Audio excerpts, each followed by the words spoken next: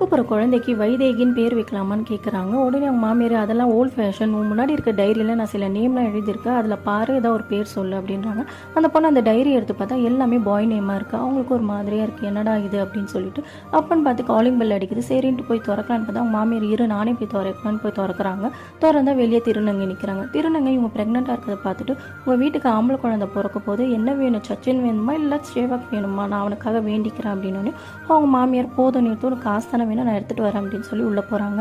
அப்பன்னு பார்த்தா அந்த திருநங்கை அந்த பொண்ணுக்கிட்ட கண்டிப்பாக பையன் பிறந்ததுமே நான் வந்து அவனுக்கு ப்ளஸ் பண்ணிவிட்டு நான் பெரிய கிஃப்ட் வாங்கி போகிறேன் பாருங்க அப்படின்னாங்க. மாமியார் வந்து காசை கொடுக்குறாங்க. திருநங்கை என்ன பிறக்கப்படுத்து பேர குழந்தை ரொம்ப சந்தோஷமா அப்படின்னு சொன்னதுமே நீ உண்மையாலே ஆசீர்வாதம் பண்ணணும்னு நீ நினச்சேன்னா எல்லாமே நல்லபடியாக நடக்கணும். பிறக்கிறது பொண்ணாக இருந்தானே பையனாக இருந்தானே அம்மாவும் குழந்தையும் நல்லபடியாக ஆரோக்கியமாக பிறக்கணும், எந்த குறையும் இல்லாமல் சொல்லி வேண்டிக்கோ, புரியுதா அப்படின்னு சொல்லி அவங்க கையில் காசை கொடுத்து அனுப்பிடுறாங்க. பிறந்ததுமே திருநங்கை மறுபடியும் வராங்க. என்ன குழந்தை அப்படின்னு சொல்லி எட்டி பார்க்குறாங்க.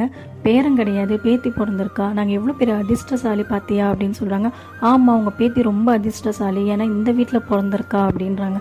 உடனே அவங்க மாமியார் இந்த காசு அப்படின்னு சொல்லி கொடுத்ததுக்கு இல்லை நான் வாங்க வரல நான் கொடுக்க வந்திருக்கேன் அப்படின்னு சொல்லிட்டு அவங்கக்கிட்ட இருக்க காசை கொடுத்துட்டு இதில் ஏதாவது அந்த குழந்தைக்கு ஞாபகமாக இருக்கிற மாதிரி வாங்கி கொடுங்க, நாளைக்கு அந்த குழந்தைகிட்ட சொல்லுங்க உங்கள் அத்தை உங்களுக்காக கொடுத்தாங்கன்னு சொல்லி அப்படின்றாங்க.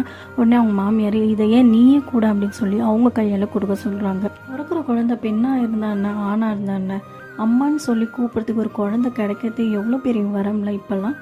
இதை பற்றி உங்களோட கருத்து என்னன்றதை கமெண்ட்ஸ் பாக்ஸில் சொல்லுங்கள்.